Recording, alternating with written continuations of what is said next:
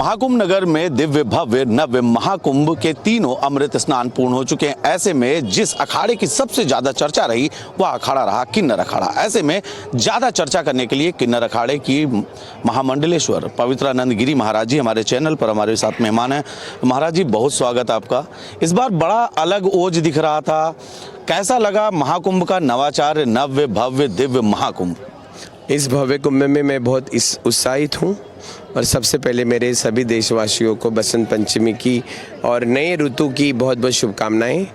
और ये जो 2025 महाकुंभ है जिसकी कल्पना दिव्य और भव्य है और आज ये 40 किलोमीटर के दायरे में बसा हुआ एक नया संगम का नया शहर प्रयागराज जो झिलमिलाते हुए हमें आकर्षित करता है और हम लोग खुशी से बिना थके हुए हम लोग इतना दूर पैदल चलते हैं और सभी संतों के आशीर्वाद पाते हैं। ये हमारे लिए एक नया खुशी भरा जीवन है और नए साल की शुरुआत है।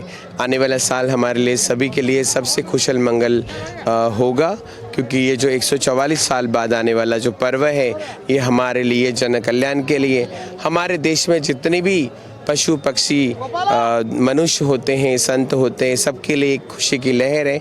और हम चाहते हैं कि सभी हम अच्छे रहें, सक्षम रहें और अपने आप में इंडिपेंडेंट रहे और हमारे सनातन के साथ चले।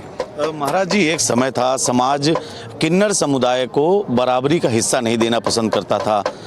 अखाड़ा सामने आया, किन्नर बोर्ड बना।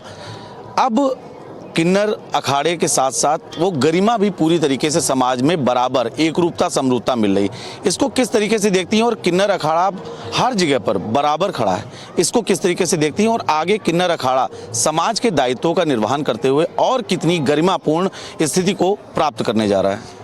हम तो पैदा होते ही सन्यासी थे और उतनी गरिमा जब हम पैदा हुए तभी थी और आज भी है।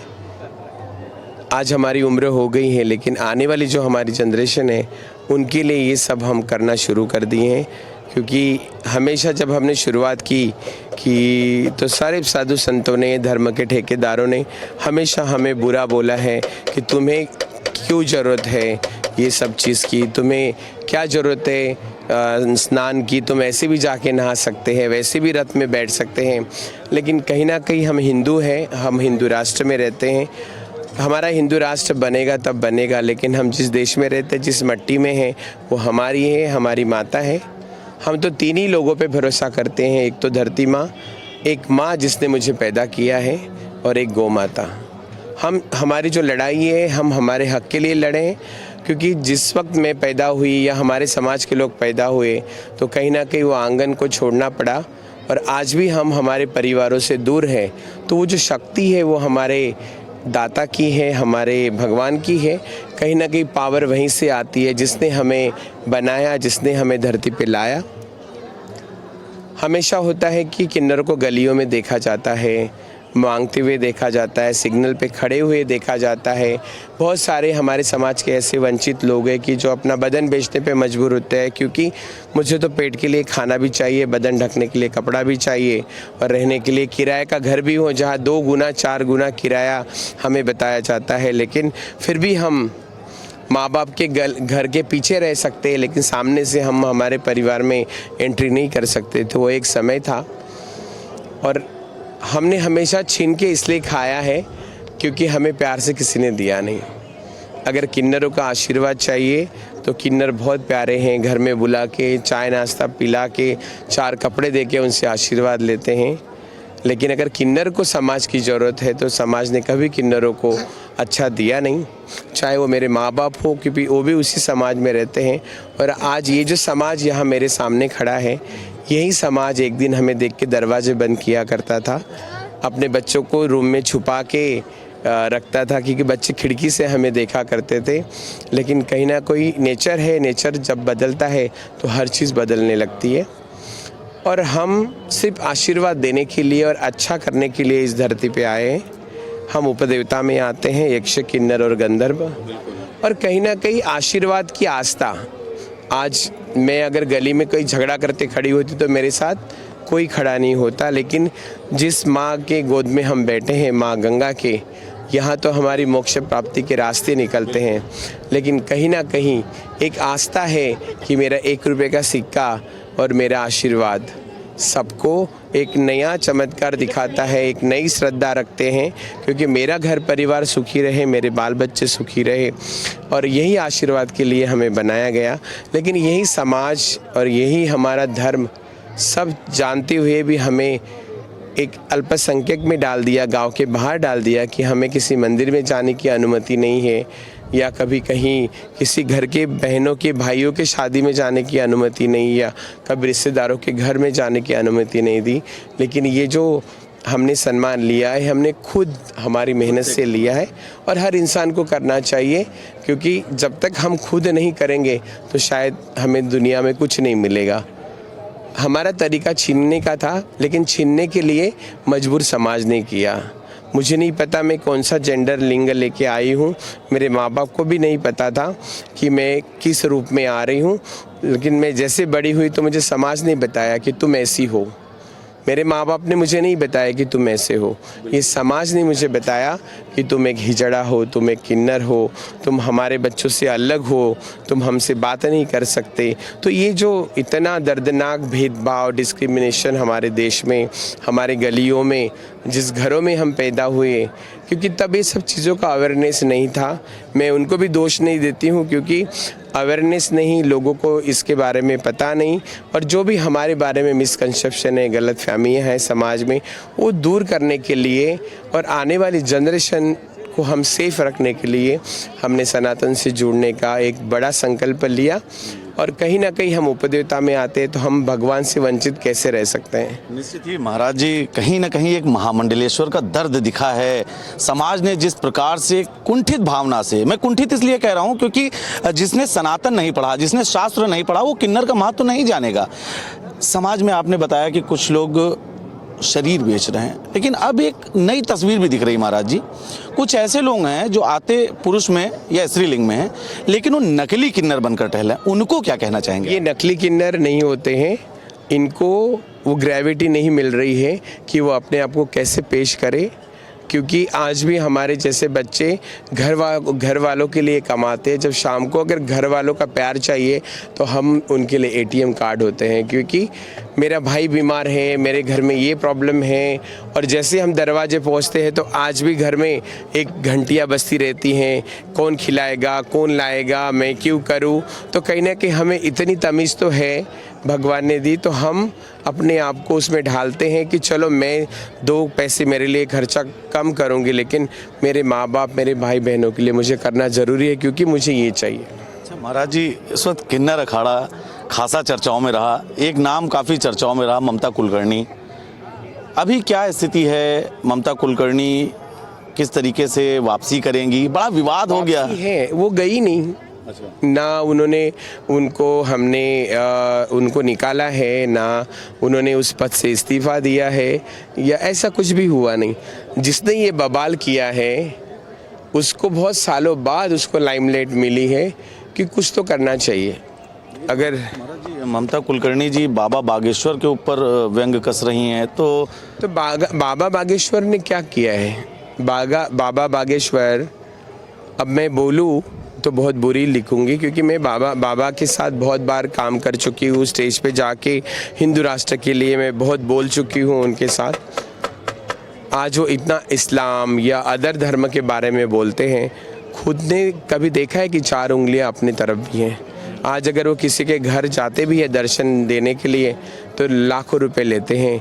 अगर वो इतने सत्यवान हैं तो वो अपने जो कथाएं हैं ना, फ्री में जनता को, पब्लिक को सुनाए और अपना पब्लिसिटी पाए। मुझे पता है कि कैसे लिखा जाता है और कैसे किसको क्या बताया जाता है, ये हम भी कर सकते हैं, लेकिन हम उस स्तर पे नहीं जाएंगे, क्योंकि हमारी उपाधि डायरेक्ट ऊपर है। ये तो अभी बने ही तो मनुष्य है, उपदेवता के नीचे ही संत और मनुष्य आते हैं, किन्नरों के नीचे, ये ऊपर नहीं आते हैं।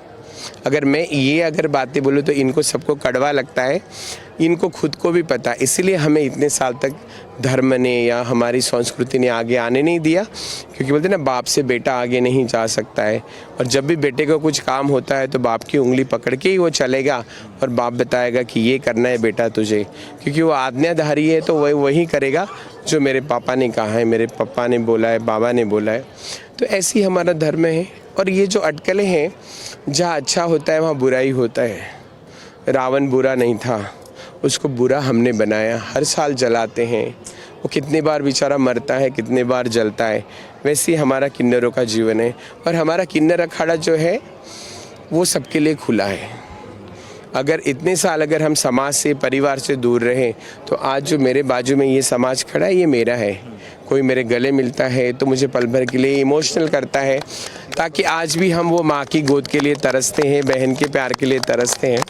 तो ये चीज़ें कॉमन है, और ये जब अच्छा होने लगता है तो मेरा पड़ोसी वो बार बार झाँक के देखेगा। महाराज भावुक हैं आप, महाराज आप भावुक हैं। ये तो सब में है, इमोशनल है आपके आंखों में। हम इमोशनल, हम पूरी जनता है, पूरी दुनिया है, क्योंकि हमारी जो बातें हैं वो हम ही जानते हैं।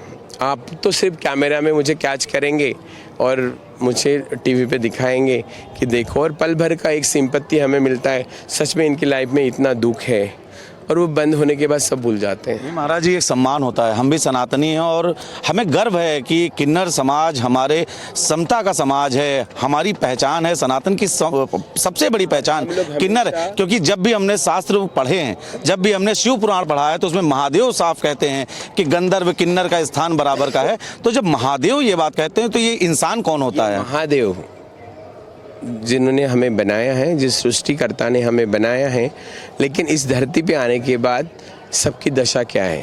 बिल्कुल है ना। अगर हम पार्वती को माँ मानते हैं तो क्यों हम द्रौपदी के साथ भी अभद्र व्यवहार करते हैं? तो ये हमारा शिष्टाचार है। शिष्टाचार मतलब हमारी परंपरा है कि हम समाज में एक प्रकार का पवित्रा नहीं होगी, आप नहीं होंगे, ऐसे कई यहाँ पे माइंड होंगे, कई सोल होंगे जो अपने आप को हर तरीके में ढालते होंगे, हर तरीका सोचते होंगे। तो ये तो भगवान ने बनाया, और भगवान ऊपर है। मैंने भगवान को देखा नहीं, सिर्फ मेरी आस्था है कि शिव ऐसे होंगे, काली वैसे होगी। कामाख्या मंदिर में हर महीने जाती हूँ, तो मुझे वहाँ पे आस्था है कि हाँ, सच में जिस माँ की कोख से हमने जन्म लिया है, हम उसकी पूजा करने जाते हैं। तो एक भगवान का एक अलौकिक अलग अलग अपना रूप है, और उसी रूप के साथ हम चलते हैं। और क्योंकि हमें पूरा भरोसा है, क्योंकि हम जब भी भगवान के सामने जाते हैं तो कहीं ना कहीं हम उसे ही पूछते हैं और उसे हाथ जोड़ते हैं कि कल का मेरा अच्छा हो, मेरे बाल बच्चे अच्छे रहें, क्योंकि मैं सुखी रहूंगी तो मेरा पूरा परिवार सुखी रहेगा। महाराज, एक अंतिम सवाल आपसे और लेना चाहेंगे, थोड़ा सा राजनीति पर आते हैं, क्योंकि महाकुंभ है और राजनीति की चर्चाएं भी खूब हो रही हैं। अखिलेश यादव लगातार योगी जी को टारगेट कर रहे हैं। पीएम मोदी ने सदन में बड़े भाषण दिए, विपक्ष को बहुत सुनाया। जया बच्चन का एक बयान आया, जिस भागीरथी को हम पवित्र मानते हैं, पाप नाशनी मानते हैं, उनको लेकर उन्होंने कहा कि उसमें लाशें हैं, गंगा का जल अपवित्र हो गया है, दूषित हो गया है। महामंडलेश्वर पवित्रानंद गिरी, जया बच्चन, अखिलेश यादव और विपक्ष के राहुल गांधी और योगी की व्यवस्थाओं को किस तरीके से देखती हैं, इसका एक जवाब। देखो, ये जो 2025 का जो महाकुंभ है, ये तो पूरी तरह फ्लॉप है। और जिन्होंने जितनी भी व्यवस्था की है अपने समाज को देने के लिए, अपने आप को सिर्फ मैं तक रखा है। यहाँ पे अगर हम होते तो शायद ये व्यवस्थाएं बिगड़ती नहीं थी। ठीक है, मैं सरकार का बहुत सम्मान करती हूँ, उनका आदर करती हूँ, क्योंकि मैं भी भगवा पहनती हूँ। और जिस सनातन के लिए मैं माँ गंगा की गोद में खड़ी हूँ, यहाँ पे कन कन हमारा मोक्ष का इंतज़ार करता है, और हम प्राप्त करने के लिए हम पूरे 2 महीने, माघ मेला हो या चाहे कुंभ हो, हम उसकी प्रतीक्षा करते हैं। लेकिन कहीं ना कहीं ये जो पीड़ा, ये जो दर्द है मौनी अमावस्या का, यह मेला जब से स्टार्ट हुआ है तब का, इतने पॉलिटिशियंस आके, नेता लोग आके पूरा ट्रैफिक जाम करके, हमारी इतनी सीधी सादी पब्लिक जो एक आस्था के रूप में हमारे माँ गंगा का दर्शन करने आती है, डुबकी लगाने आती है, उनके जो हाल मैंने देखे हैं। मैं दिवाली से यहाँ पर हूँ और मैं सारे काम करते आई हूँ कि कहाँ लेटर लेके जाना है, किससे मिलना है, और मैं किस किस तरह से वहाँ से कभी नाराज़ होकर वापस आई, कभी खुश होकर वापस आई। तो कहीं ना कहीं ये जो पूरा बोलते ना कि एक इमरजेंसी, तो सब बात करते हैं, लेकिन ये स्ट्राइक जो इन्होंने किया है कि एक नेता आ रहे तो पूरा मेला बंद या पूरे रास्ते बंद, इसकी तकलीफ मुझे और आपको नहीं, क्योंकि आपके पास कार्ड है और मेरे पास ताली है। हम लोगों को भी रुकना पड़ा। पूरे मेले में भी अगर मैं गाड़ी लेके घूमती हूँ तो मुझे कोई पुलिस वाला, प्रशासन नहीं रोकेगा कि आप क्यों जा रही है। वो देखते ही सारे रास्ते खोल देता है। लेकिन जो नहीं समझ पाते, जो नहीं बोल पाते, जिनका कोई बोलबाला नहीं, ज़्यादा दर्द तो उनको हुआ है। इस रास्ते से नहीं उस रास्ते से जाना है तो इंसान चलते हुए भी कितना चलेगा पता नहीं। सब लोगों के लिए इतना एडवर्टाइज हुआ है या भव्य दिव्य की जो डिजिटल की तुलना हमने की है, मुझे लगता है ये सब फ्लॉप है। एक बड़ा बयान आया है महामंडलेश्वर पवित्रानंद गिरी का। उन्होंने इन पूरी व्यवस्थाओं पर एक बड़ा तंज भी कसा है और इसके साथ जो आप यहाँ पर उनकी बातें सुनी, किन्नर समाज को लेकर जिस प्रकार से समाज लगातार उन्हें हीन भावना से देखता है, उस पर भी एक उन्होंने करारा तंज कसा है। उन्होंने कहा है कि किन्नर समाज के लोग जब पैदा होते हैं तो उनके परिवार के सदस्यों को ही ये पता होता है कि ये किस लिंग का है।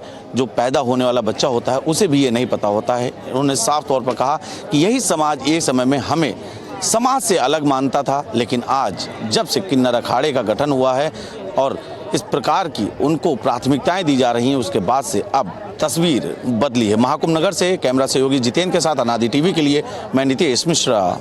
अगर आप इस वीडियो को YouTube पर देख रहे हैं तो चैनल को सब्सक्राइब करें और बेल आइकन दबाना ना भूलें। अगर Facebook पर देख रहे हैं तो चैनल को लाइक करें।